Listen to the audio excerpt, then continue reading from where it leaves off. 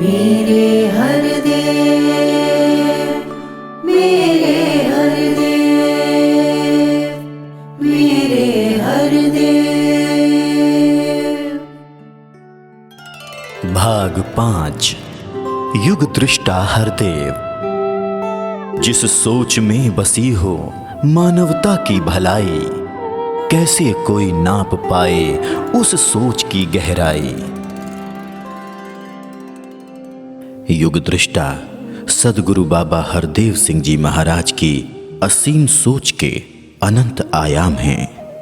आपकी दिव्य सोच में सर्व कल्याण की सुगंध है, रूहानियत के स्वर हैं, विशालता और दूरदर्शिता के साथ साथ मधुरता, अपनत्व, भोलापन, सकारात्मकता, नवीनता और असीम गहराई है। चाहे कोई कितना ही अनन्य भक्त क्यों ना हो, किंतु आपकी सत्य, सुंदर और कल्याण से विभूषित अनुपम सोच की थाह नहीं पा सकता। जैसी दृष्टि वैसी सृष्टि का संदेश देने वाले आपका मत था कि कोई भी सोच मन के भावों के अनुरूप ही बनती और विकसित होती है। आपके रोम रोम में रूहानी प्यार रचा बसा था। यदि आपकी दिव्य सोच पर दृष्टि डालें तो आपके समस्त भाव ईश्वरीय प्रेम के धागे में इस प्रकार पिरोए हुए नजर आते हैं जैसे माला के मोती या फिर सरगम के 7 सुर। सदगुरु बाबा जी के सत्य संदेश बहुत सादे और सरल होते थे। आप साधारण शब्दों का इस्तेमाल करके ज्ञान और भक्ति जैसे गहन विषय को सरलता से समझा देते थे। आपका अंदाज़े बयां निराला था। आप सत्य से जोड़ने के कई तरीके अपनाते। आपकी आध्यात्मिक सोच नित्य नए शब्दों का सृजन किया करती। कोई सोच भी नहीं सकता था कि अमुक शब्द का अर्थ ऐसा भी हो सकता है।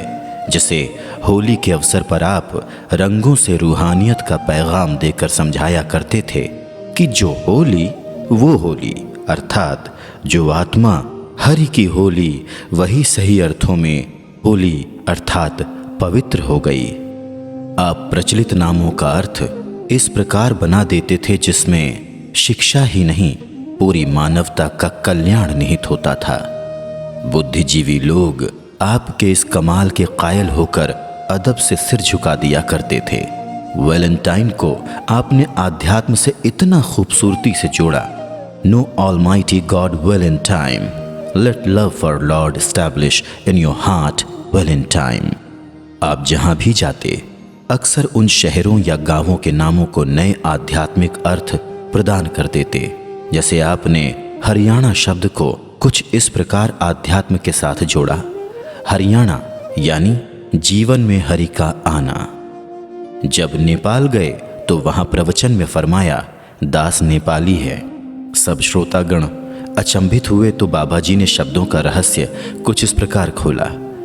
दास नेपाली है यानी ब्रह्म ज्ञान की दात दास नेपाली है। बाबा जी ने हिसार पहुंचकर एक अनूठा अर्थ दिया। इस शहर का नाम हिसार है और थोड़ी देर पहले ही ध्यान में आया कि इस शहर के नाम को आधा पंजाबी और आधा अंग्रेजी में देखते हैं। परमात्मा को हिस कहकर संबोधित करें तो अगला शब्द सार रह जाता है। तो हिस्सार अर्थात परमात्मा का सार लें, उस एक के सार को जाने। आपने राजस्थान के सीकर शहर में फरमाया इस जगह का नाम सीकर है। अंग्रेजी में एक शब्द होता है सीकर यानी जिज्ञासु। सीकर शहर में संत जनों द्वारा ये एक ऐसा निमंत्रण या पैगाम दिया जा रहा है कि इंसानों तुम भी सच के सीकर बन जाओ, अर्थात सत्य के खोजी बन जाओ और इस तरफ उत्साह दिखाओ और तुम्हारी इस खोज को पूरी करने के लिए ब्रह्मज्ञानी तुम्हारे मददगार बन जाएंगे। हिमाचल प्रदेश के नादौन में आयोजित प्रादेशिक संत समागम में आपने कहा कि नादान न बने रहें, सत्य की अनुभूति करके समझदारी का प्रमाण दें और मानव कहलाने के हकदार बने। बाबा जी ने पिलानी पहुंचकर फरमाया ये जो इस जगह का नाम पिलानी है तो उसी से ध्यान आया कि क्या पिलानी है, कोई नशे वाली चीज तो नहीं पिलानी है। पिलानी है तो अमृत सुधा पिलानी है। इसी शब्द से एक और ध्यान आ गया, पी लानी। पी पिया को कहते हैं, लानी अर्थात ला दो, अर्थात आत्मा कहती है कि ये जो पिया रूपी परमात्मा है इससे मिला दो। आप गहरे से गहरे भाव को भी सहजता से समझा देते थे। आध्यात्म की गहरी बातों को रोजमर्रा के उदाहरणों से इतना सरल बना देते कि वो बातें आसानी से सबके दिल में उतर जाती थीं। जब नजर कमजोर होने के कारण आपने पहली बार चश्मा पहना तो उस दिन बड़ी मासूमियत से अपना उदाहरण देकर नेत्र दृष्टि को ज्ञान की दृष्टि से जोड़ते हुए अलग अलग पहलुओं की ओर ध्यान दिलाया। आपने बताया कि जैसे जब नजर कमजोर होने लगती है तो सामने वालों के चेहरे कई बार दो नजर आने लगते हैं, वैसे ही दूसरों में अक्सर जो कमी नजर आती है वो अपनी ही नजर की खामी हुआ करती है। आपने दूसरे पहलू की ओर ध्यान दिलाया कि अगर नेत्र विशेषज्ञ चश्मा पहनने की हिदायत दे और उस पर ध्यान न दिया जाए तो नजर और ज्यादा कमजोर हो जाती है। इसी तरह से अगर गुरु के वचन पर ध्यान न दिया जाए तो हमारी दृष्टि और मन पर प्रभाव पड़ता है, हम जीवन में गिरावट की ओर चले जाते हैं। आपने आगे बताया कि नजर है तो चश्मा भी सहायक है। जिसकी आंख में ज्योति ही नहीं है वो यदि मोटे से मोटा चश्मा भी लगा ले तो भी चश्मा कुछ सहायता नहीं करेगा। इसी तरह से ज्ञान की नजर होने से धर्म ग्रंथ, वेद शास्त्र पूरी तरह से समझ में आने लगते हैं। जैसे चश्मे के ऊपर हाथ लग जाने से ठीक से दिखाई नहीं देता, उसे साफ करना पड़ता है ताकि हमें स्पष्ट साफ दिखाई दे। इसी प्रकार ज्ञान की दृष्टि साफ व उत्तम दृष्टि है, उसी से देखना चाहिए।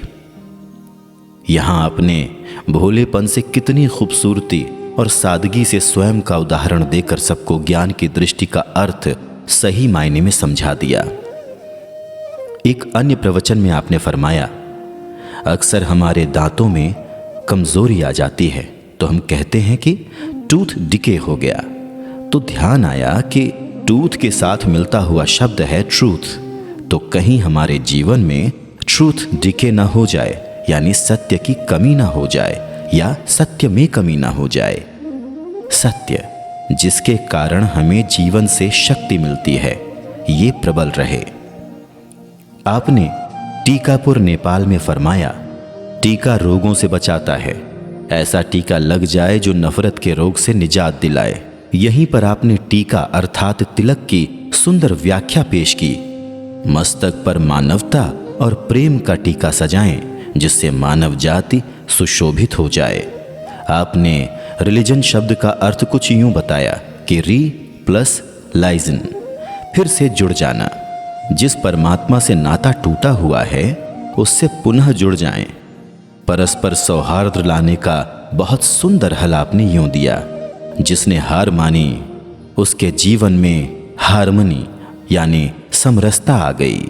आप बड़े सादे ढंग से समझाते थे क्योंकि आपका मानना था कि सच्चाई बिल्कुल सादी होती है और इसमें हम पेचीदगी पैदा करते हैं। सत्य पर आधारित संदेश भी सादा ही हुआ करता है ताकि सब इंसान इस बात को समझ सकें, चाहे वो झोपड़ी या कुटिया में रहने वाले हों या जिन्होंने कभी कोई धर्म ग्रंथ नहीं पढ़ा हो अथवा कोई सांसारिक विद्या भी हासिल नहीं की हो।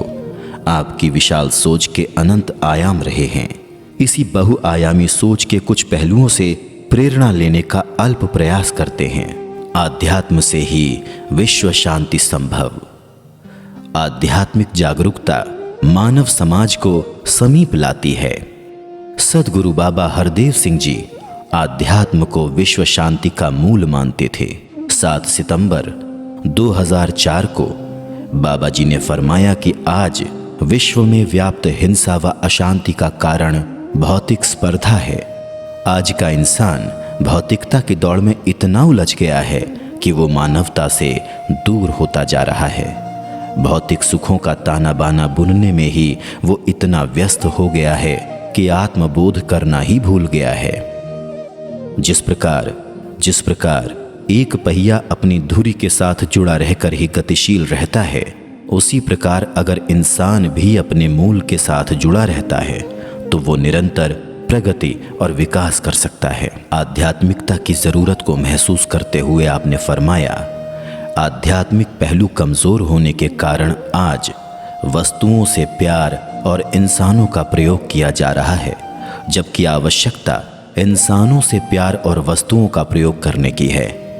आप मानवीय मूल्यों में निरंतर दिखाई पड़ती कमी को मानव समाज के लिए बहुत बड़ी समस्या मानते थे। 31 अक्टूबर सन 1987 को 40वें वार्षिक संत समागम पर आपने फरमाया, आज जो इंसान धन दौलत कमा रहा है वो मुबारक है, लेकिन उन सारी तरक्कियों के साथ अगर नैतिक मूल्य नहीं जुड़े तो संतुलन नहीं बन पाएगा। अगर संतुलन नहीं बन पाया चरित्र और आध्यात्मिकता का, तो सभी तरक्कियां इंसान के लिए विनाशकारी ही साबित होती रहेंगी। मानव आज विज्ञान के नित्य नए होने वाले आविष्कारों व चमत्कारों से इतना प्रभावित हो गया है कि आत्मा की तरफ उसका ध्यान ही नहीं जाता, जबकि आध्यात्म से ही विश्व शांति कायम हो सकती है। विज्ञान की सीमाओं की ओर ध्यान दिलाते हुए आपने फरमाया, आज विज्ञान ने तरक्की करके ऐसी चीजें ईजाद कर ली हैं जिनसे बहरे सुन सकते हैं, कम नजर वाले ठीक से देख सकते हैं, लेकिन विज्ञान ने ऐसी कोई चीज तैयार नहीं की जिससे हमारे कान निंदा सुनना बंद कर दें और हमारी नजरें हमेशा अच्छाइयों को देखने लगें, कभी किसी की बुराई ना देखें। ऐसा कर पाना साइंस की शक्ति से परे की बात है। ऐसा जीवन संतों महापुरुषों के संग से ही मिलता है। जब यूरोपियन पार्लियामेंट के प्रधान ने बाबा जी का स्वागत करते हुए पूछा कि संत निरंकारी मिशन ने विभिन्न भाषा भाषियों और संस्कृतियों सभ्यताओं के समाज में एकता कैसे स्थापित की है, तब सद्गुरु बाबा जी ने फरमाया, ये एकता एक ईश्वर के अस्तित्व पर आधारित है जो कभी टूट नहीं सकती। हमने अपनी जिंदगी से ईश्वर को बाहर निकाल दिया, इसीलिए भक्ति भाव और मानवीयता भी बाहर होती जा रही है। यहाँ आपने स्पष्ट किया कि भौतिक प्राप्तियों और उन्नति के साथ साथ मनों में नैतिक मूल्यों का प्रवेश तो केवल ईश्वरीय ज्ञान से संभव है। ये आध्यात्मिकता जिसके जीवन में आई, उसने हमेशा दूसरों के मार्ग में फूल ही बिछाए हैं। मानवता और नैतिकता ही मानव जाति की पहचान है। आपके अनुसार विश्व में शांति व मानवीय मूल्यों की स्थापना के लिए आध्यात्मिक जागृति की आवश्यकता है। परमात्मा, ईश्वर, निराकार इस सत्य को बीच में शामिल कर लेने से कहीं पर किसी भी कारण जन्मे हुए सारे मसले स्वतः हल हो जाते हैं, चाहे वो इंसान और इंसानों के बीच के मसले हों या धर्म मजहब के नाम पर अथवा जात पात के नाम पर होने वाले मसले हों। आपके अनुसार झगड़ों की बुनियाद ही यही है कि अज्ञानता बहुत गहरी है। जीवन पर्यंत आप एक ही बात पर बल देते रहे कि सबके जीवन में परमात्मा का प्रवेश हो।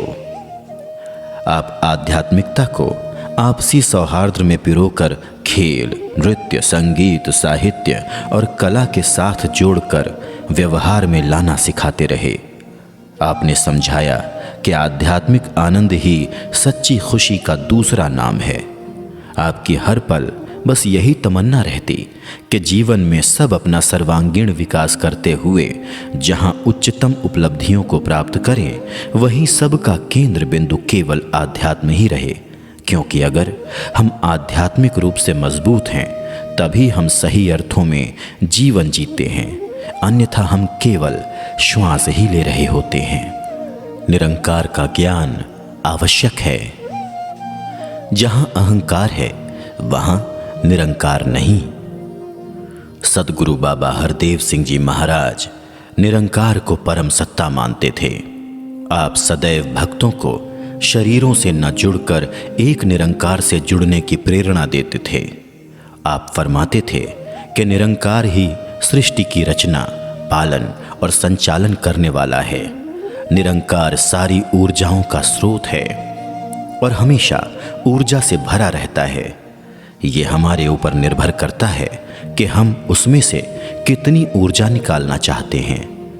निरंकार हमेशा अपने आप में पूर्ण है और इसमें से कितनी भी ऊर्जा निकाल लें पर फिर भी ये हमेशा पूर्ण ही रहता है।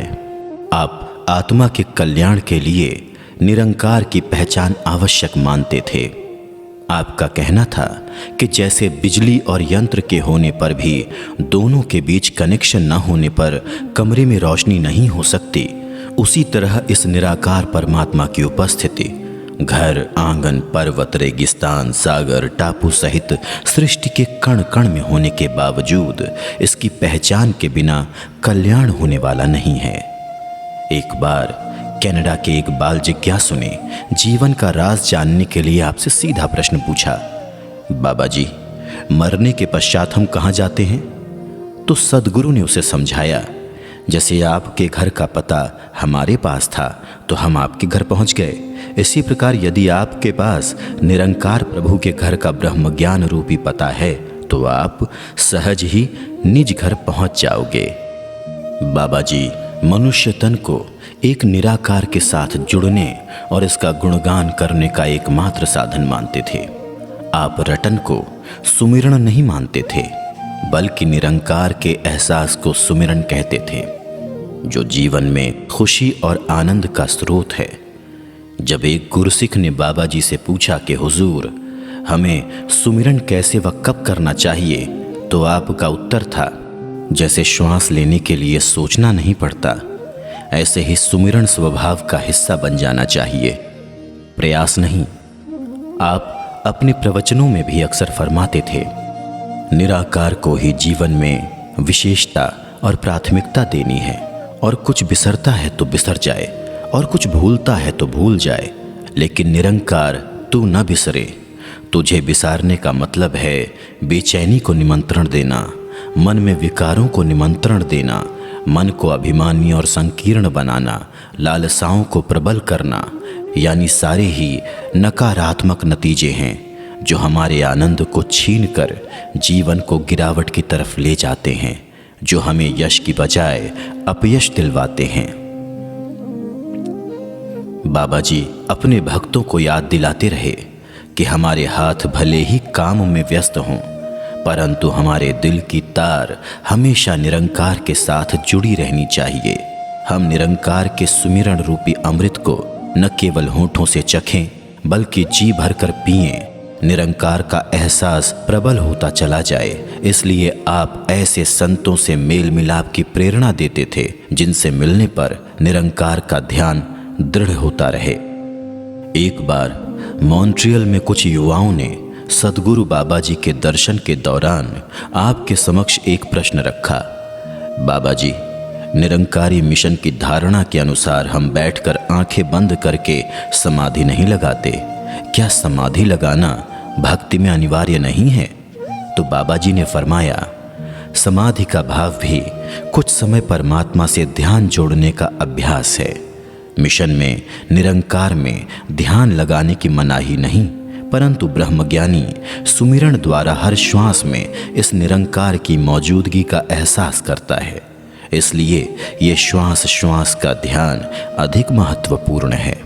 बाबा जी निरंकार के रंग में रंगने की प्रेरणा देते हुए कहते थे कि जितना निरंकार को मन में बसाओगे उतना अहंकार दूर होगा व जीवन में सहजता, सरलता, विनम्रता, पवित्रता, सुंदरता, विशालता और आनंद स्वतः प्रवेश करेगा और रसना में मिठास सहज ही आ जाएगी। आपको आते या जाते देखकर भक्तगण आपकी गाड़ी के पीछे दौड़ने लगते थे, तब भी आप भक्तों को गाड़ियों के पीछे न दौड़कर निरंकार से जुड़ने की सीख देते। यहाँ गाड़ियों से आपका अभिप्राय था मानव शरीर।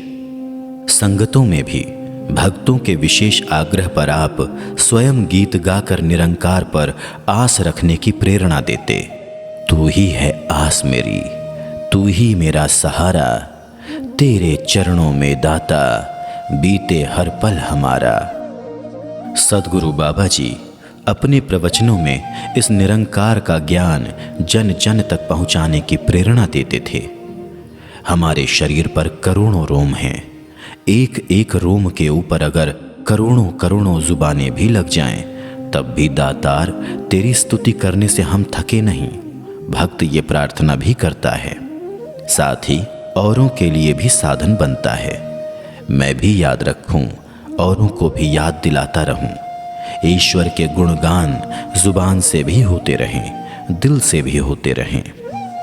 आपने भक्ति के रंग में रंगे हुए भक्त की पहचान कुछ इस प्रकार बताई।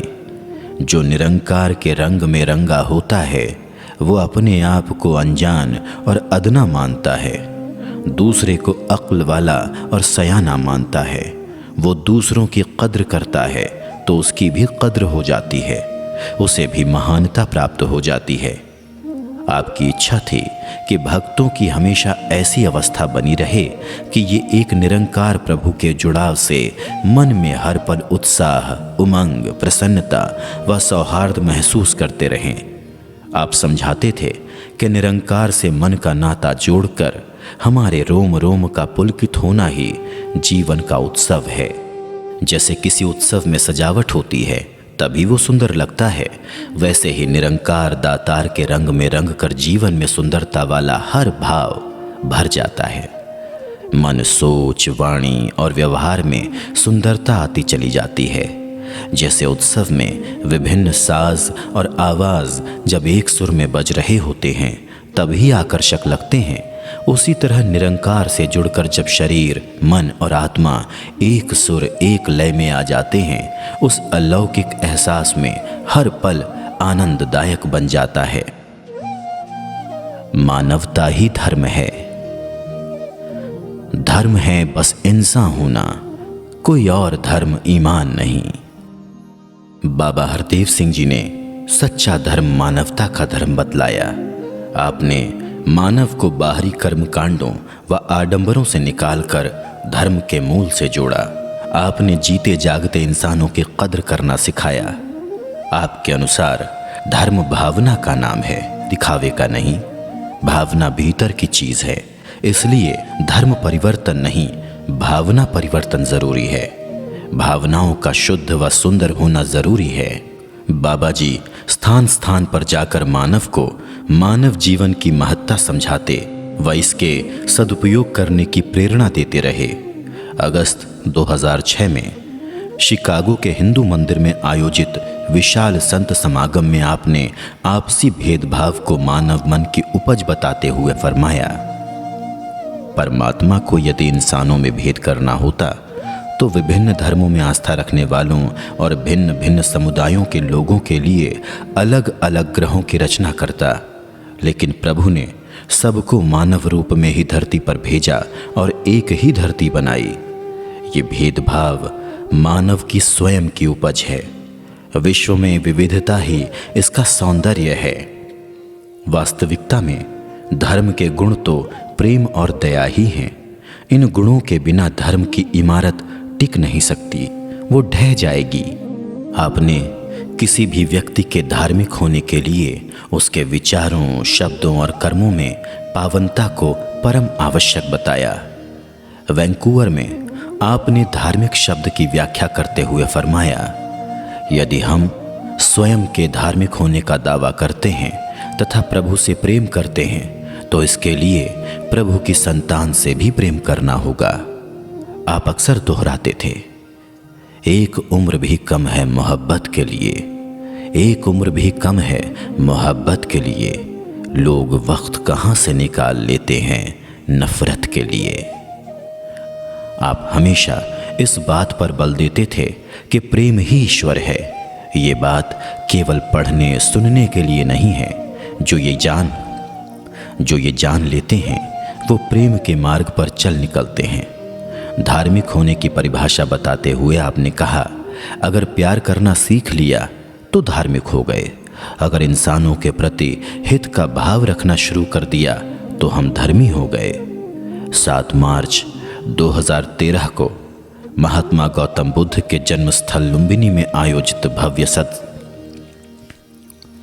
7 मार्च सन 2013 को महात्मा गौतम बुद्ध के जन्मस्थल लुम्बिनी में आयोजित भव्य सत्संग समारोह को संबोधित करते हुए बाबा जी ने फरमाया, सत्य के मार्ग पर चले बिना इंसान का कल्याण संभव नहीं है। आप दिल दुखाने एवं नफरत करने को सबसे बड़ा अधर्म बतलाते थे। आपका हर पल यही प्रयास रहा कि किसी भी कारण से किसी मानव का दिल न टूटे। एक बार सत्संग में जब किसी ने शेर पढ़ा, मंदिर ढा दे मस्जिद ढा दे, दिल न किसी ना ढाएं, तो आपने अपने विचारों में फरमाया, मंदिर भी क्यों गिरे, मस्जिद भी क्यों गिरे, उनके साथ भी तो जुड़े हुए दिल ही टूटेंगे। सबसे बड़ी मर्यादा किसी का दिल नहीं तोड़ना है। बाबा जी ने मन को मंदिर बताते हुए इंसानों को इंसानियत की भावना से जोड़ा। किसी से कोई गलती हो भी जाए तो आप उसे प्यार से समझा देते थे। नाराज होकर किसी का दिल नहीं तोड़ते थे। इतना ही नहीं, उस व्यक्ति की गलती का जिक्र किसी और के सम्मुख न करते हुए सिर्फ उसकी अच्छाइयां ही गिनवाते थे। आप विश्व में सुंदर भावनाओं के प्रचार प्रसार के लिए सार्वजनिक स्थानों के साथ साथ दफ्तरों, विश्वविद्यालयों, न्यायालयों, सरकारी कार्यालयों, जेलों, उद्यानों, अस्पतालों एवं औद्योगिक क्षेत्रों में भी सत्संग कार्यक्रम के आयोजनों को विस्तार देते रहे। फलस्वरूप सद्भावना व सद्व्यवहार के संदेशों द्वारा मानव समाज का भावनात्मक विकास होता रहा। जब भी कोई अपने बच्चे के नामकरण के लिए आपसे विनती करता तो आप उन्हें रूहानियत से भरे प्रेरणादायक नामों से विभूषित करते। आप संत समागमों में होने वाले कवि दरबार में ऐसे विषय प्रदान करते जो ज्ञान को कर्म में ढालने का पथ प्रदर्शन करते। आपके द्वारा प्रदान किए गए कुछ शीर्षक इस प्रकार हैं। स्वर्ग का नक्शा बन सकता है गर सुंदर किरदार बनाएं, धर्म है बस इंसान होना, कोई और धर्म ईमान नहीं, ज्ञान कर्म में ढल जाए तो जीवन का श्रृंगार बने, भक्ति पूरी नहीं होगी गर प्यार नहीं सत्कार नहीं, भौतिकता की दौड़ में पड़कर मानवता को भूल न जाएं, मिलजुल कर सब रह सकते हैं गर दिल हम विशाल बनाएं, जो रूप निखारें धरती का, जरूरत है उन इंसानों की, सत्कार गुरु का करना है तो हर एक का सत्कार करो, प्रीत नम्रता और समदृष्टि जीवन का आधार बनाएं इत्यादि। ऐसे विषयों पर कवि सज्जनों द्वारा सारे संसार को सुंदर संदेश दिए जाते। मनों में पावन भावनाएं खुद ब खुद जन्म लेने लगती। इस प्रकार सद्गुरु बाबा जी के पावन मार्गदर्शन में आध्यात्मिक धरोहर का निर्माण होता चला गया। मानवता को संवारने के लिए खुद को संवारना आवश्यक है। कुछ भी बनो मुबारक है, पर पहले इंसान बनो। सद्गुरु बाबा जी मानव जीवन के कुशल वास्तुकार थे। आपने सबको उत्तम जीवन जीने की कला सिखाई। आप फरमाते थे कि जीवन की सुंदरता मन की सुंदरता से ही होती है। शरीर की सुंदरता तो सिर्फ आंखों तक रह जाती है, पर मन की सुंदरता हृदय पर छाप छोड़ती है। 16 जुलाई सन 2006 को बर्मिंघम इंग्लैंड में आपने फरमाया, सुंदरता केवल सुंदर मकान, अच्छा शिल्प, कीमती संगमरमर के पत्थर तथा अच्छी बिल्डिंग से जुड़ी हुई नहीं है। सुंदरता का सीधा सादा ताल्लुक सुंदर सोच और सुंदर भावनाओं से है। आपका स्पष्ट मत था, जिस प्रकार मिठाई की परख मिठास से होती है, उसकी आकृति देखकर नहीं, इसी तरह संत की परख उसके जीवन व कर्म से होती है। उन्हीं दिलों में सुंदर भाव होते हैं जिन दिलों में इस निरंकार दातार का वास होता है। मन एवं आत्मा की जो सुंदरता आप महापुरुषों में नजर आती है, वो सबको इसीलिए प्रभावित करती है क्योंकि आपको परमात्मा का ज्ञान है, निरंकार का एहसास है। गुरुदेव मन की सुंदरता पर बल देते हुए फरमाते थे कि व्यवहार का मीठा या कड़वा होना मन की मिठास व कड़वाहट पर निर्भर करता है। जैसे जलता हुआ कोयला कोई हथेली पर रखे तो वो हाथ को जलाता है और काला भी करता है। इसी प्रकार दुर्भावना से युक्त मन खुद भी जलता है तथा औरों को भी जलाता है।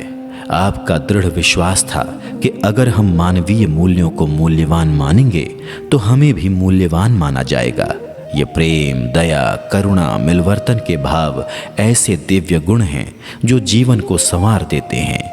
ये सुंदर गुण सोने चांदी से कहीं ज्यादा कीमती व हरि की निगाह में वास्तविक श्रृंगार हैं। आप यही प्रेरणा देते थे कि भक्त खुद को संवार कर समाज को संवारते हैं।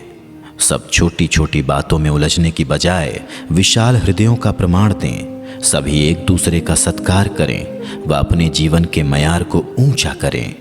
सद्भाव व्यावहारिक जीवन से प्रकट हो, केवल सत्संग में ही नहीं, हर समय एक दूसरे के साथ नम्रता से पेश आएं, दूसरों के मनों तक पहुँचें। हमारे बोलों से ज़्यादा कर्मों से ये बात झलके कि हम विश्व भाईचारे की बात करते हैं। बाबा जी का तमाम जीवन अपने आप में एक जीवंत मिसाल था कि किस प्रकार सद्गुणों से मानव अपने जीवन को सजा सकता है।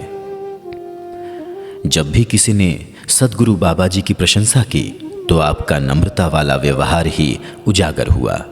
आपने उसका श्रेय खुद नहीं लिया, बल्कि यही कहा कि ये हमारे सत्संग की सिखलाई है। जीवन के अंत से पहले विपरीत भावनाओं का अंत। युग सुंदर, सदियां सुंदर, हर पल सुंदर, गर मानव जीवन हो सुंदर। बाबा जी दिलों को जीतकर हर दिल पर राज करते थे। न जाने कितनी नकारात्मक बातों से ग्रसित लोगों के हृदय आपके संपर्क में आकर कब और कैसे बदल गए, इसे देखकर और जानकर बड़ा अचरज होता है। कितनी आदतें, कितने विचार और कितने कर्म जो लोगों को गिरावट की ओर ले जा रहे थे, आपके मुखमंडल के तेज और दिव्य शिक्षाओं के प्रताप से सही मार्ग की ओर चल पड़े। एक बार 2 व्यक्ति नशा करके आपके सत्संग में आ गए। सेवादारों ने उन्हें रोकने की कोशिश की। ये देखकर बाबा जी ने सेवादारों को उन्हें सत्संग में बिठाने के लिए इशारा किया। उनका मन कह उठा कि हमारी इतनी कमजोरियों के बावजूद सद्गुरु बाबा जी हमें अपना रहे हैं। सद्गुरु के इस व्यवहार का प्रभाव उन व्यक्तियों पर ऐसा पड़ा कि उन्होंने आपके चरणों में नमस्कार करके सदा के लिए नशा छोड़ने का वायदा किया और आशीर्वाद मांगा। आपका कहना था, प्यार सत्कार इतना करो कि वैर खुद ही शर्मसार हो जाए। खुद को ऐसे रंगो, इसके रंग में जो भी देखे वो रंगदार हो जाए। 8 नवंबर सन 1981 को गुरुदेव ने अलीगढ़ में कुछ ऐसे ही भाव रखे। संसार में जो भी बुराइयां या कुरीतियां हैं, उनको समाप्त करने के लिए संसार का तरीका ये है कि उन लोगों को बुरा भला कहा जाए, उन लोगों से नफरत की जाए।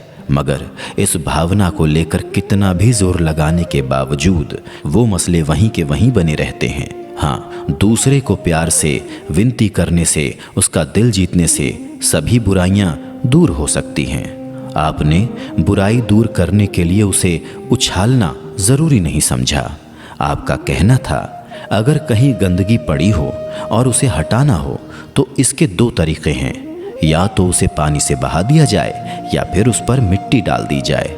दास तो दूसरे तरीके को ठीक समझता है, जिससे गंदगी भी खत्म हो जाएगी और बदबू भी नहीं फैलेगी। हमारा मकसद तो बुराई को दूर करना है, बुरे को बदनाम करना नहीं। बुरे को बदनाम करना नहीं। आपने 1000 कमियां होने पर भी कभी किसी का साथ नहीं छोड़ा, बल्कि सही रास्ता दिखाने के लिए अपना कीमती समय देकर उसे सुधारने की कोशिश करते रहे। आप याद दिलाते रहे कि इस दुनिया में विचरण करते हुए जो हम मौज मेलों में ही व्यस्त रहते हैं, घमंड में ही चूर रहते हैं, निरंकार का एहसास कहीं भूले भटके तब आता है जब कोई मुश्किल घड़ी आ पड़ती है। अगर निरंकार का एहसास जागृत रहे तो फिर न वाणी कड़वी होगी, न असहनशीलता होगी, न दुर्व्यवहार होंगे, न किसी के प्रति विपरीत भावनाएं होंगी। आपके इलाही वचनों में इतनी संजीदगी व आत्मिक शक्ति भरी होती थी कि आपके विचार सुनकर अभिमानी और स्वार्थी लोगों के हृदय भी स्वतः परिवर्तित होने लगते थे। एक बार ऐसा हुआ कि एक व्यक्ति किसी सज्जन का किराए पर लिया हुआ मकान खाली नहीं कर रहे थे। वो संयोगवश आपके सत्संग में पहुंच गए। जब आपके विचार सुने तो वो हिल गए।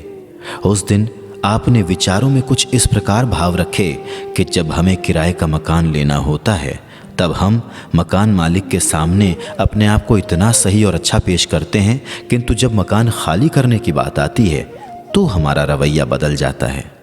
लेकिन अगर ऐसे व्यक्ति का निरंकार पर अकीदा विश्वास पूर्ण है और अगर वो अपना सामान उठाकर सड़क पर भी आ जाए तो निरंकार उसे छत अवश्य बख्शेंगे। बाबा जी के इस विचार ने सीधा उनके हृदय को छू लिया। अगले दिन ही उस व्यक्ति ने उस सज्जन का मकान खाली करने का मन बना लिया। मकान मालिक हैरान रह गए कि जो काम हम पिछले 3 साल से न कर पाए वो बाबा जी के एक वचन ने कर दिया। आपके सत्य और अमन के संदेश द्वारा लोगों के हृदय में विशालता और सौहार्द की भावना जागृत होने लगती थी। माना कि इस धरा को न गुलजार कर सके, कुछ खार कम तो कर गए गुजरे जिधर से हम। 9 वर्ष की पूर्व संध्या पर भी बाबा जी का यही संदेश होता था कि जिस प्रकार हम पुराने घर से नए घर में प्रवेश करते समय अनावश्यक सामान को साथ नहीं ले जाते, इसी प्रकार नव वर्ष में हम ये प्रण लें कि हम सब नकारात्मक सोच को छोड़कर सकारात्मकता को अपनाएंगे। आपका कहना था कि सुंदर भावनाओं से युक्त जीवन ही सुंदर होता है। शरीर का अंत होने से पहले विपरीत भावनाओं का अंत हो जाने दो। इस बोझ को, इस गठरी को आगे मत ले जाओ। आपने हर कदम खुशी और आनंद में जीने की प्रेरणा देने के लिए प्रसिद्ध गीत की पंक्तियां भी दोहराईं। आज गा लो, मुस्कुरा लो, महफिलें सजा लो, क्या जाने कल कोई साथी छूट जाए। जीवन की डोर बड़ी कमजोर, किसको खबर है कहाँ टूट जाए। दलीलें नहीं दिल जीतो, नज़दीक वो होते हैं जो दिल के नज़दीक होते हैं। बाबा जी का समाज को सुधारने का ढंग निराला और नायाब था। आप अहम भाव को किनारे रखते हुए सभी को साथ लेकर एक दूसरे की अच्छाइयों और श्रेष्ठ सुझावों का सम्मान करने की प्रेरणा देते रहे। आपके अनुसार भक्ति दिल का सौदा है, दिमाग का नहीं। जिंदगी में किसी को पीछे छोड़ने से जीत हासिल नहीं होती, बल्कि एक दूसरे को साथ लेकर ही हम जीत सकते हैं। इसलिए अपने को नापने के लिए दिमाग तथा दूसरों को नापने के लिए दिल का इस्तेमाल करें। एक बार कल्याण यात्रा में आपके साथ चलने वाले एक महापुरुष ने किसी सेवादार को कोई कार्य करने को कहा। हर बार उस सेवादार से वो कार्य करने में कोई न कोई त्रुटि रह जाती। अगली बार जब वो आए तो उस महापुरुष के मुख से सहज ही निकल पड़ा, भाई साहब जी, आप ध्यान से सुनते ही नहीं, बार बार गलती करते जाते हो। बाबा जी ये सब सुन रहे थे। आपने उन महापुरुष से विनम्र भाव में कहा, आप सेवादार को यदि इस प्रकार से कहते कि भाई साहब जी, मैं आपको ये बात सही ढंग से समझा ही नहीं पा रहा हूँ, शायद मेरे समझाने में ही कोई कमी रही है, तो इस तरह से कहने पर वो आपसे क्षमा भी मांगता और उसका दिल भी न दुखता। आपके सम्मुख जब कोई किसी दूसरे की तारीफ करता तो आप ऐसे खुश होते जैसे एक पिता अपने बच्चे की तारीफ सुनकर प्रसन्न होता है। किसी की निंदा सुनना आपको बिल्कुल पसंद नहीं था। आपके अनुसार निंदा ही नफरत पैदा करती है। नफरत कांटों का रूप होती है जो दिलों में चुभन और बेचैनी पैदा कर हमारी सद्भावना को अपंग बना देती है। आप किसी व्यक्ति के मन में हजारों बुरे भावों में से यदि एक भी अच्छा भाव देखते तो उसे इस कदर उजागर कर देते कि उस व्यक्ति के मन में अच्छा बनने का उत्साह भर जाता। कोई किसी के प्रति कितने भी गुस्से में आपके पास आ जाए, आपकी प्यार भरी थपकी व मुस्कान पल भर में सारा गुस्सा गायब कर देती थी। एक बार एक व्यक्ति ने दूसरे के प्रति शिकवे शिकायतों से भरा एक पत्र आपको दिया तो आपने बिना पढ़े ही उस कागज को उलटकर उन्हें पकड़ाते हुए कहा, अगली बार आप जब भी आएं तो इस पर उनकी खूबियां लिख कर लाएं। उस व्यक्ति ने तुरंत नतमस्तक होकर क्षमा मांगी। यदि कोई किसी के बारे में नाराजगी जाहिर करता तो आप बड़ी हलीमी से उसको दूसरों के गुणों एवं उपकारों को कुछ इस प्रकार याद दिलाते कि उसकी नाराजगी का भाव पल भर में आदर भाव में बदल जाता। परिवार में सुखद वातावरण बनाने के लिए भी आपकी शिक्षा हमेशा यही रही कि घर से ही भक्ति आरंभ हो। आपके घर की सबसे महत्वपूर्ण वस्तु वहां रहने वाले लोग हैं। घर के सदस्यों का दिल दुखाकर बाहर हम सेवा या सत्संग करके यदि चाहें कि गुरु खुश होगा तो ये हमारी गलत फहमी होगी। ऐसा सोचकर हम खुद को ही अंधेरे में रख रहे होते हैं। 21 अप्रैल सन 2000 को सामूहिक विवाह समारोह में आपने फरमाया, गृहस्थ जीवन में खुशहाली लाने के लिए मनवाने में नहीं बल्कि मानने में यकीन रखना चाहिए। एक दूसरे को सहारा देने का भाव आता है तो खुशी व मधुरता आ जाती है। दिल्ली में एक बार एक सेवादार अपने घर में किसी बात पर बहुत क्रोधित हो गए और अपनी पत्नी को कटु वचन बोलकर सेवा पर आ गए। जब भवन पहुंचे तो कुछ सेवादार महापुरुष बाबा जी को नमस्कार कर रहे थे। हुजूर ने सबको मुस्कुराते हुए आशीर्वाद दिया, लेकिन उस सेवादार को लगा कि हर रोज की भांति आज बाबा जी की न तो वो मुस्कुराहट मिली न प्रेम भरी थपकी। सारा दिन उनका मन मानो अपराध बोध से परेशान सा रहा। सोचते रहे कि सदगुरु क्यों ना खुश हैं। तभी अचानक ध्यान आया कि आज मैंने घर में सदगुरु के गुरसिख का हृदय दुखाया है। गुरु से प्रेम और गुरसिखों से दुर्व्यवहार ये गुरु को कहाँ भाता है। बाबा जी की सिखलाई याद आई तो घर जाते ही सेवादार ने अपनी पत्नी से क्षमा मांगी।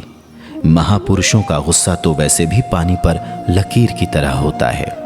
पत्नी नम्र भाव में आकर कहने लगी, नहीं नहीं, ऐसी कोई बात नहीं है, और वो स्वयं भी उनसे क्षमा मांगने लगी। दूसरी सुबह जब वो ड्यूटी पर आए और बाबा जी को नमस्कार किया तो हुजूर ने मुस्कुराते हुए प्यार भरी थपकी दी और पूछा, माफ़ी मांग आए हो? तब वो कांप उठे। उन्हें समझ आ गया कि बाबा जी को तो किसी से ऊंचे स्वर में बात करना भी पसंद नहीं, और मैं तो घर पर इतना गलत बोलकर आया था, इसीलिए गुरु को खुश नहीं कर पाया था। एक बार बाबा जी की सुपुत्री ने आपसे पूछा, बाबा जी यदि कोई गलती कर रहा है तो आप उसे सीधा क्यों नहीं कह देते ताकि सामने वाले को पता चल जाए कि वो कहाँ पर गलत है? तो बाबा जी ने मुस्कुराते हुए उत्तर दिया, दास कभी भी किसी को व्यक्तिगत रूप से बुलाकर उसकी गलती नहीं बता सकता। इस पर पुत्री ने कहा, बाबा जी यदि आप व्यक्तिगत रूप से नहीं बताएंगे तो सामने वाले को पता कैसे चलेगा? तब बाबा जी के कोमल हृदय ने एक और तरीके से इस बात को स्पष्ट किया। कई बार व्यक्तिगत रूप से कही गई बात दिलों में ग्लानि व हीन भावना बनकर घर कर जाती है, जो आजीवन निकलती नहीं है और आत्मसम्मान में कमी ले आती है। इसलिए दास को जो कुछ कहना होता है सामूहिक रूप से सत्संग में कहने में ही विश्वास रखता है। यदि वो दास से जुड़ा होगा तो प्रवचन में से ही उस बात को ग्रहण कर अपनी गलती का सुधार कर लेगा। जिसने नहीं सुधरना वो व्यक्ति सुनकर भी सुधरने का प्रयास नहीं करेगा। आपने किसी बात को समझाना होता था तो किसी और का उदाहरण देकर समझाते थे। सामने वाला स्वयं ही अपने अंदर टटोलने लगता कि कहीं उससे तो कोई गलती नहीं हो गई, या आप आने वाले समय के लिए सावधान तो नहीं कर रहे। आप अक्सर दोहराते थे, यदि ज्ञान वाली दृष्टि हमारे पास रहे तो हम सकारात्मक रहेंगे। किसी की गलती निकालकर प्रतिक्रिया करने के बजाय हम अपनी शक्ति निर्माण में लगाएंगे। आपकी शिक्षा थी, समस्या का कारण नहीं समाधान बने। दलीलें नहीं दिल जीतें। दलीलों से किसी को निरुत्तर तो किया जा सकता है, लेकिन बात तो दिल जीतने से ही बनती है। दीवार रहित संसार। खुशहाल ये दुनिया हो सकती है गर दूर दिलों से दूरी हो। सदगुरु बाबा जी मनों में उत्पन्न दीवारों और सरहदों को मिटाकर दीवार रहित संसार की अपनी परिकल्पना को साकार रूप देते रहे। आपकी कल्पना थी, सोचो दुनिया कैसी होगी गर ना कोई दीवार रहेगी। आप ये चिंतन करते थे कि हालांकि हम आर्थिक दृष्टि से वैश्वीकरण के करीब पहुंच रहे हैं, परंतु ये नफरत भी वैश्विक रूप लेती जा रही है। आज मानवता को तोड़ने के लिए, इंसानों को बांटने के लिए बनाई जा रही बहुत सी लकीरों और दीवारों ने हमें बांटा हुआ है। जिन मुल्कों में हमने कभी भी युद्ध और हिंसा की बात नहीं सुनी थी, वहाँ भी युद्ध और हिंसा देखने को मिल रही है। 24 अप्रैल सन 2007 मानव एकता दिवस पर बाबा जी ने इन दीवारों का रूप स्पष्ट करते हुए बताया, ये दीवारें अज्ञानता, संकीर्णता, कठोर दिल और खुदगर्जियों से बनती हैं। कोई किसी को माफ करने को, बर्दाश्त करने को तैयार नहीं है। पुष्ट दर पुष्ट भी माफ नहीं किया जाता। नफरतों का बोलबाला चलता जाता है। मुल्कों की तो बात दूर रही, जहां रहते हैं वहां दीवारें हैं, समाज में दीवारें हैं। इस तरह जहां देखो दीवारें ही दीवारें हैं। हर कोई एक दूसरे को सजा देने को उत्सुक है। आपने दोहराया, मैं खुद अपनी राह में दीवार बन के बैठा हूं। वो शख्स मुझसे मिलने आया तो किधर से आएगा? आपने वास्तविक भाईचारे पर प्रकाश डालते हुए कहा, यद्यपि भाईचारे की बात कही जाती है, लेकिन वो भाईचारा सीमित है। भाषा विशेष बोलने वालों का, विशेष वेशभूषा पहनने वालों का, विशेष भोजन खाने वालों का, विशेष स्वभाव वाले लोगों का, जाति के आधार पर भी भाईचारे का आह्वान किया जाता है। लेकिन वास्तविक भाईचारा तो वो है जब आप स्वयं को तथा अन्य लोगों को भी मात्र मानव मानकर व्यवहार करते हैं। इस प्रकार आप हर मानव में परमात्मा का रूप देखकर सबका आदर करने पर हमेशा बल देते रहे और उन भावनाओं से दूर रहने की प्रेरणा देते रहे जो हमें दूसरों से दूर करती है। आपने 59वें वार्षिक संत समागम पर विशाल हृदय बनने का आह्वान किया। दायरे छोटेपन के प्रतीक हैं। गमलों के दायरों में लगा पौधा कभी पेड़ नहीं बनता। पेड़ बनने के लिए विशाल धरती अर्थात असीम के साथ जुड़ना होगा। आपने 56वें वार्षिक संत समागम के पहले दिन अपने प्रवचन में कहा कि दास को पहली बार 1987 में जब बर्लिन जाने का अवसर मिला तो वहां एक दीवार खड़ी थी और जर्मनी 2 हिस्सों में बटा हुआ था। उसके बाद सन 1990 में फिर वहां जाने का अवसर बना तो वो दीवार गिराई जा चुकी थी। दोनों बार का अंतर महसूस हुआ। पहले जब दीवार बनी हुई थी तो बहुत खिंचा खिंचा माहौल था। जब दीवार गिर चुकी थी तो सहज वातावरण देखने को मिला। उस दीवार के कुछ टुकड़े यादगार के लिए संजो कर रखे गए थे। उनमें से एक पर यह वाक्य लिखा था, दीवारों के लिए हमारी दुनिया बहुत छोटी है, क्योंकि दीवारें इंसान को इंसान से जुदा करती हैं, परंतु पुल जोड़ने का कार्य करते हैं। इसलिए दीवारों की बजाय पुल बनाए जाएं। हालांकि दोनों में एक ही सामग्री लगती है, किंतु दोनों का कार्य अलग अलग है। इंसान बांटने का कार्य ना करे, अपितु मिलने और मिलाने का कार्य करे। आपने इसी संदर्भ में आगे कहा, ये सब देखकर मन में ख्याल आया कि ये दीवार जब बनी होगी तो उससे पहले ही दिमागों में, मनों में इस दीवार ने अपना रूप लिया होगा। तभी ये दीवार बाहर बनी और जब दीवार गिरने की बारी आई तब भी पहले दिमाग में, मन में ये दीवार गिराई गई होगी, तभी बाहर की ये दीवार भी गिर पाई। सारा दारोमदार मन की अवस्था पर निर्भर है। मन में अंधकार है तो विचार भी दीवारें खड़ी करने वाले ही आएंगे। आप दिलों की दूरियां मिटाकर विश्व भाईचारा स्थापित करने के प्रयास करते रहे। आप समझाते थे कि एक ही तो धरती है जिस पर तमाम मुल्क हैं। धरती अलग अलग नहीं है।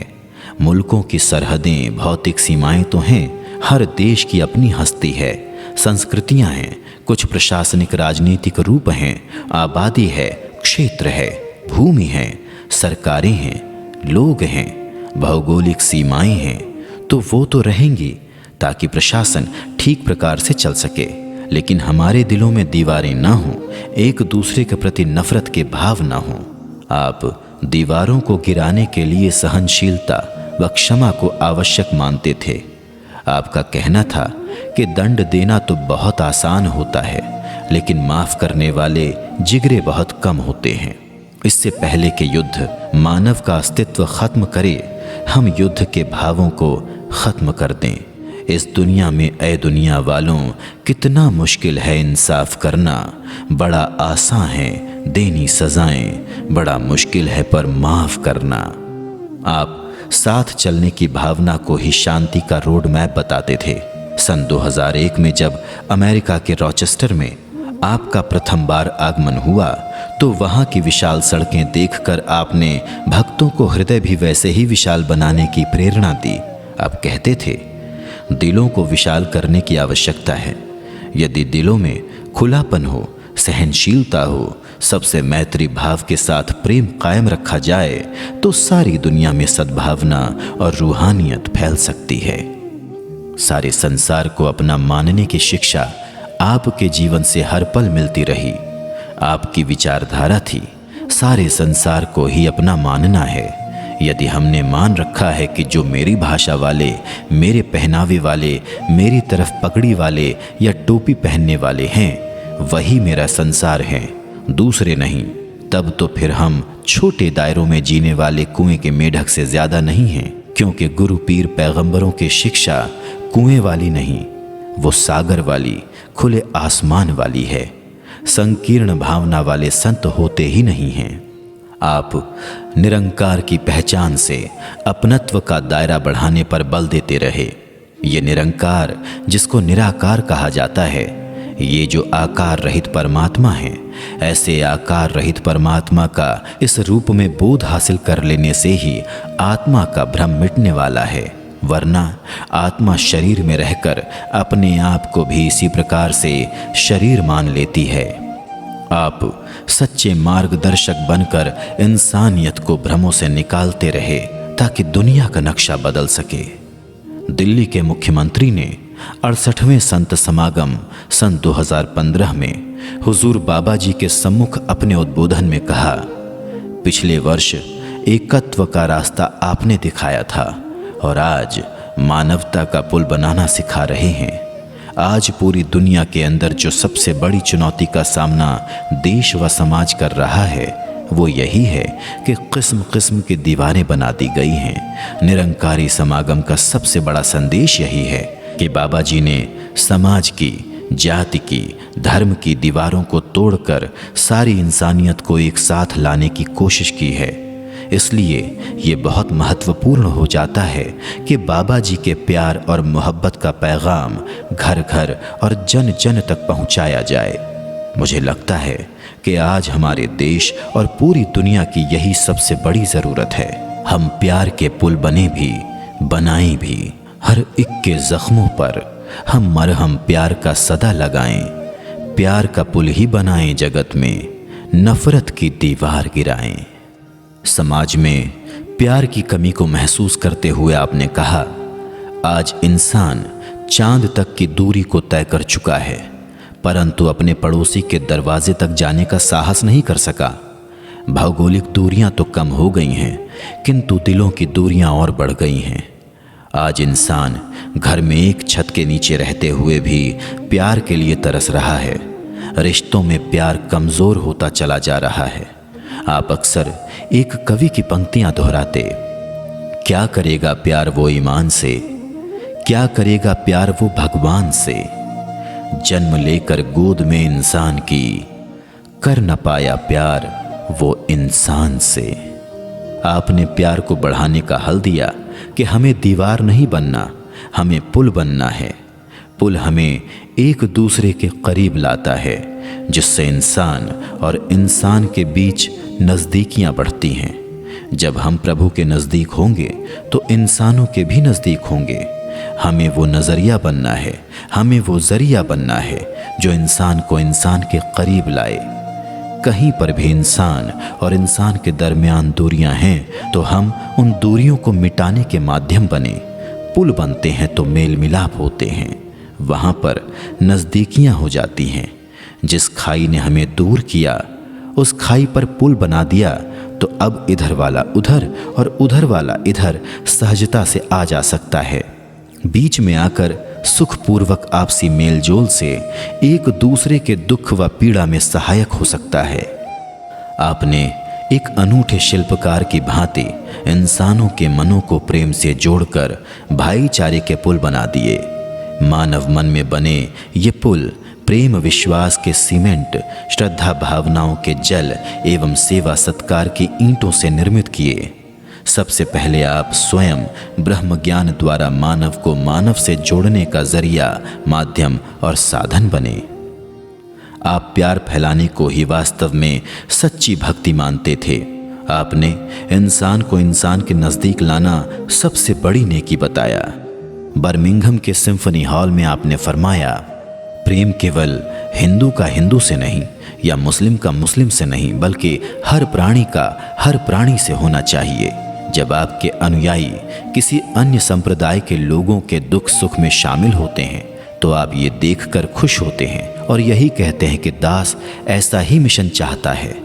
आप फरमाते थे कि भक्तों की ये विशेषता होती है कि ये सभी को प्यार से भागीदार बनाते हैं, केवल उन्हीं को नहीं जो इनसे प्यार करते हैं, बल्कि ये उस नदी की तरह होते हैं जो नहीं देखती कि पानी पीने कौन आया है। ये तो हर किसी को प्यार ही देते चले जाते हैं। एक बार बाबा जी के महाराष्ट्र से गुजरात आगमन पर किसी स्थानीय महात्मा ने बाबा जी को फूलों का गुलदस्ता भेंट करते हुए कहा, बाबा जी आपका गुजरात में स्वागत है। ये वो बॉर्डर है जहाँ से महाराष्ट्र और गुजरात अलग होते हैं। बाबा जी ने उन्हें अपना स्नेह देते हुए बड़ी विनम्रता से कहा कि ये वो जगह है जहाँ महाराष्ट्र और गुजरात दोनों एक होते हैं। आपने एक क्षण में दोनों प्रांतों की सूक्ष्म सी दीवार को पुल में परिवर्तित कर दिया। आपने प्रेम व विशालता को कुछ इस प्रकार उजागर किया। दो देशों की सीमा रेखा को विभाजन रेखा कहने के स्थान पर अगर मिलन रेखा कहा जाए तो ये उत्तम होगा। आप भक्तों में प्रवाहित प्रेम की गंगा को देखकर बहुत प्रसन्न हो जाते थे। आपका मानना था कि जो इस मालिक से सच्ची प्रीत करता है वो इसके बंदों से भी प्यार करता है। प्रेम की भाषा सभी समझते हैं। जब तक हमें सबसे प्यार करना नहीं आया तब तक हमें जिंदगी जीना नहीं आया। आपके निश्चल प्रेम की वजह से ही सब आपके बन जाते थे। इटली में वरोना भवन के पास वहाँ के मेयर ने ऑफिस बनाया तो उन्होंने आपसे वहाँ का झंडा फहरवाया। उनका कहना था, बाबा जी तो हमारे हैं, ये तो सभी को प्यार देते हैं। यहाँ तक कि कुछ लोग मिशन के अनुयायी न होते हुए भी आपको अपने घरों में सादर आमंत्रित किया करते थे। दुनिया के हर इंसान को स्वीकार किया। प्रेम के सागर तुमने सबको प्यार दिया। आप हर रिश्ते को मर्यादा व प्रेम से निभाकर खूबसूरत बनाना व निभाना सिखाते रहे। आपसी प्रेम बढ़ाने की ख्वाहिश आप में इस कदर थी कि अपने जन्मदिवस के उपहार के रूप में आपने साध संगत के सामने ये इच्छा रखी कि जितना प्रेम आप मुझसे करते हैं उतना ही आप सबके बीच भी आपसी प्रेम हो। आप कहते थे कि जिस प्रकार हम एक गेंद को जितनी तेजी से दीवार पर मारते हैं उतनी तेजी से वो हमारी तरफ लौट कर आती है, इसी प्रकार जितनी शिद्दत से हम प्रेम का इजहार दूसरों से करते हैं उतनी ही शिद्दत से प्रेम हमारे पास वापस आता है। करोड़ों रूहों के रहबर बाबा हरदेव सिंह जी जिससे भी मिले हर एक को बेगर्ज उल्फत बांटकर उसके जीवन में प्यार का संचार कर दिया। हर मानव प्रेम का स्वरूप बन जाए, प्यार का ही जहान बसता जाए, यह आपकी दिली ख्वाहिश थी। माता सविंदर जी का कथन था कि आप प्रेम के साक्षात रूप थे। आपका संदेश था, प्यार को केवल जन्म ही नहीं देना बल्कि खुद प्यार का मुजस्मा बनना है। गीत या रागों पर तो सुनने सुनाने वाले झूमते हैं, किंतु प्यार से जीने पर हमें देखकर परमात्मा झूमता है। मिलवर्तन भाव हो अपनत्व का, मिलवर्तन और एकत्व का। मिलवर्तन बाबा जी के स्वभाव का एक अभिन्न अंग था जिसे देखकर अन्य लोगों को भी प्रेरणा मिलती रहती थी। आप स्थान स्थान पर व्यक्तिगत रूप से उपस्थित होकर मानव मात्र को अथाह प्यार देते रहे। यदि आपने वर्षों पहले भी किसी के घर आने का इकरार किया तो आपको वो भी याद रहता था, और जब भी आपका उस तरफ जाना होता तो आप अपना वायदा जरूर निभाते। आपसी मेल मिलाप को आप एक अहम पहलू मानते थे। आपका स्पष्ट मत था कि मिलवर्तन में बड़ी बरकत हुआ करती है, मिलवर्तन में बहुत मजबूती होती है। वैश्विक भाईचारा तभी होगा जब हम एक दूसरे को भाई मानकर भाईचारे की भावना से चलेंगे, एक दूसरे के सुख दुख में शामिल होकर जिएंगे। मिलजुल के सब रहें तो सबका ही फायदा है, मिलने में बरकतें हैं, कुदरत का कायदा है। आपने अपने व्यवहार से मिलवर्तन का असली स्वरूप सिखाया कि किस प्रकार अपना दायरा बढ़ाना है, दूसरी संस्कृतियों सभ्यताओं वालों को भी अपना समझकर गले लगाना है। जब भी किसी धर्म, समुदाय अथवा वर्ग का कोई व्यक्ति आपसे मिलने के लिए आता तो आप हृदय की गहराई से कभी हाथ जोड़कर तो कभी हाथ मिलाकर अभिवादन करते हुए उत्साहपूर्वक मिलते। आपकी मुस्कुराहट और विनम्रता सबके दिल जीत लेती थी। कोई भी आपसे मिलकर प्रभावित हुए बिना नहीं रह पाता था। एक बार हुजूर के लंदन आगमन पर एक बहन ने अपने पति से बाबा जी के दर्शन करने के लिए जाने का आग्रह किया। पति मान गए पर कहने लगे कि मैं सिर्फ साथ चलूंगा, लेकिन बाबा जी को धन निरंकार या नमस्कार करने के लिए मत कहना। पत्नी ने वहां जाने पर श्रद्धापूर्वक बाबा जी को नमस्कार किया।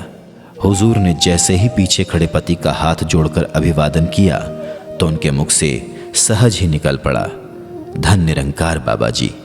और श्रद्धा से दोनों हाथ जोड़े मुस्कुराकर बाबा जी को एकटक निहारते रहे। पत्नी की आंखों से खुशी के आंसू बह निकले।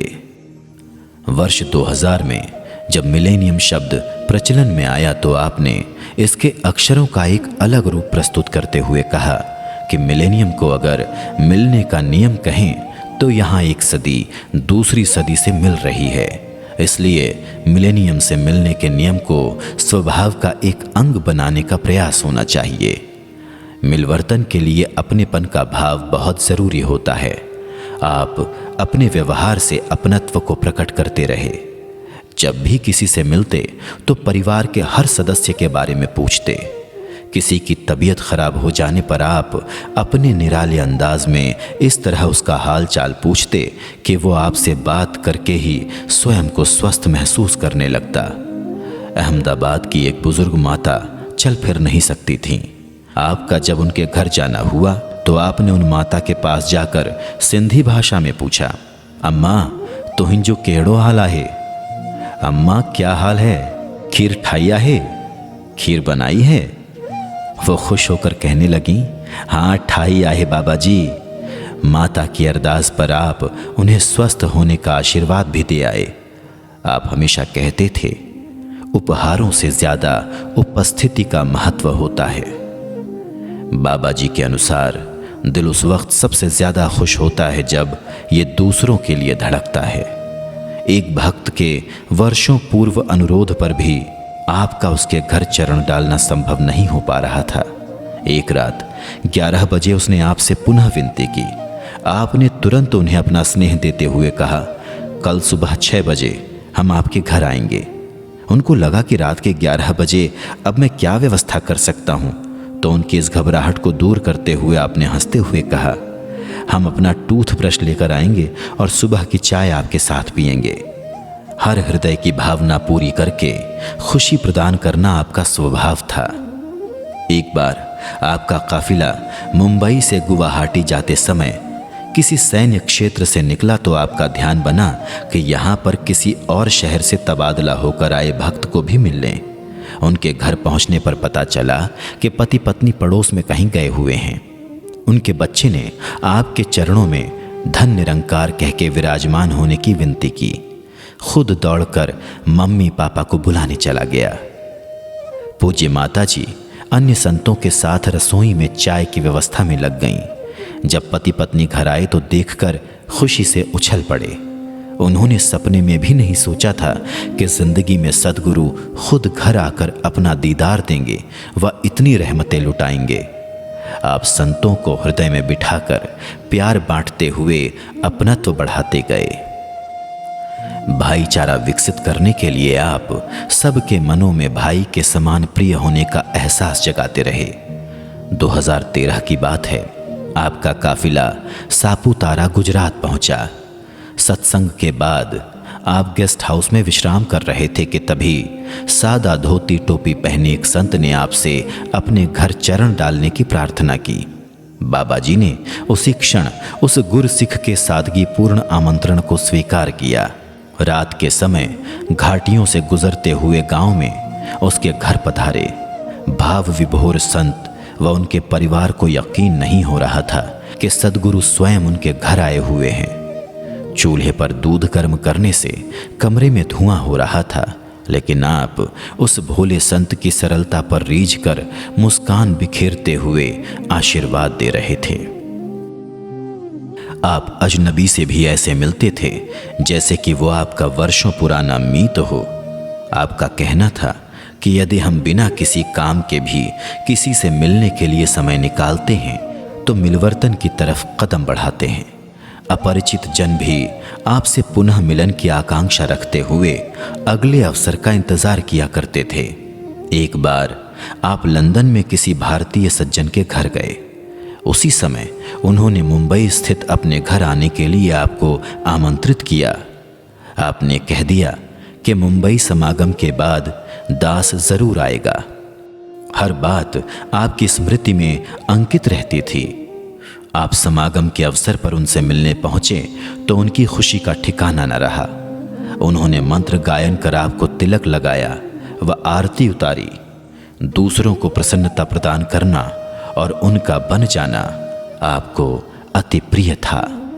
आपकी स्मरण शक्ति अक्सर सबको चकित कर देती थी। एक बार दिल्ली में एक बड़े शासकीय अधिकारी आपसे मिलने आए। वो हाथ जोड़कर बोले, मैं पहली बार आपसे मिलने आया हूं। बाबा जी ने तुरंत कहा, दास दूसरी बार आपसे मिल रहा है। आप जब फ्रैंकफर्ट एयरपोर्ट पर फ्लाइट के लिए लेट हो रहे थे और गेट नंबर ढूंढ रहे थे तो दास ने आपको गेट का नंबर बताया था। आपका उत्तर सुनकर वो अचंभित होकर नतमस्तक हो गए। आपसे मिलकर हमेशा दूसरों को महसूस होता था कि आप उन्हें ना जाने कब से जानते हैं। आपके स्मृति पटल में सभी की छवि अंकित रहती थी। अनगिनत चेहरों की पहचान, उनके नाम, परिवार, निवास स्थान, रिश्ते, नाते, शिक्षा इत्यादि सब आपकी जबान पर रहते थे। श्री गंगानगर में समागम के दौरान एक बच्ची के गिरने पर आपने तुरंत पांडाल के बाहर खड़े संत की तरफ संकेत किया कि वो डॉक्टर हैं, उन्हें दिखा लें। प्राथमिक चिकित्सा के बाद जब संत ने सेवादार से पूछा कि आपको कैसे पता कि मैं डॉक्टर हूं, तो सेवादार ने कहा कि बाबा जी ने बताया था। संत हैरान होकर कहने लगे कि यहाँ पर बाबा जी के लाखों भक्त आए हुए हैं, फिर भी उन्होंने मुझे पहचान लिया। इतना ही नहीं, इन्हें आज भी याद है। दास ने तो आज से 13 वर्ष पहले इनसे डॉक्टर बनने का आशीर्वाद मांगा था। आपके जहन में सभी का ध्यान रहता था। घंटों चलती नमस्कार के दौरान भी आपको गेट पर ड्यूटी देने वाले सेवादार याद रहते थे। समागम में प्रसाद का भोग लगाए जाने पर आप सहज ही याद दिलाकर अचरज में डाल देते थे कि समागम ग्राउंड के बाहर पार्किंग में कोने पर खड़े सेवादारों को भी जाकर प्रसाद दे आएं। आप इस तरीके से संतों के मन एक दूसरे से जोड़ते चले गए। सबके परिवारों को अपना परिवार समझने के भाव जगाते गए, मिलवर्तन की नई मिसालें बनाते गए। आपकी मिलनसारिता से मनों में स्नेह दीप जलते गए और मिलवर्तन बढ़ता गया। किसी एक प्रांत या देश के भक्त को किसी और प्रांत या देश में जाने पर भी वही प्यार और अपनेपन की एक महक महसूस होती रही, क्योंकि आपने भक्तों में ये भावना भरी कि सहयोग लेने के लिए सहयोग देना जरूरी है। रहें तो फूलों की तरह, बिखरें तो खुशबू की तरह। एक भक्त खिले हुए फूल की भांति होता है और भक्ति उसकी महक। बाबा जी की सोच फूलों जैसी कोमल एवं शुद्ध भावों से सुगंधित थी। आपसे मिलकर सब कह उठते कि साथ जिसके नहीं कांटा कोई, हमने ऐसा गुलाब देखा है। आप अक्सर किसी शायर की पंक्तियां दोहराते थे, तेरा जिक्र जैसे इत्र, तेरी बातें बहार की बातें, यानी निरंकार का जिक्र इत्र जैसी खुशबू प्रदान करता है। निरंकार को ख्याल में लाकर और अपने हृदय में बसाकर रोम रोम महक उठता है। बाबा जी समझाते थे कि हमें फूल बनना है, कांटों का रूप नहीं बनना। हमें इस जहान को सजाना संवारना है, निर्दयता का प्रमाण नहीं देना। हमें करुणा और दया के भाव से युक्त होना है। फूलों की ऐसी अहमियत है कि ये खुशी के मौके पर भी और गमी के मौके पर भी भेंट किए जाते हैं। आपने हमेशा हर पल फूल की तरह खिले रहने की प्रेरणा कुछ इन शब्दों में दी। हमें फूल बनना है तो कुछ पलों या घंटों के लिए नहीं। एक खिला हुआ फूल डाली पर भी, डाली से टूट कर भी और पंखुड़ियों के रूप में बिखर कर भी हर रूप में महक ही देता है। मुस्कुराना ही सिखाता है, मुस्कुराना ही उसका जीवन है। संत खिले हुए फूल के समान ही होते हैं। कांटों से घिरा रहता है चारों तरफ से फूल, फिर भी खिला रहता है खुश मिजाज फूल।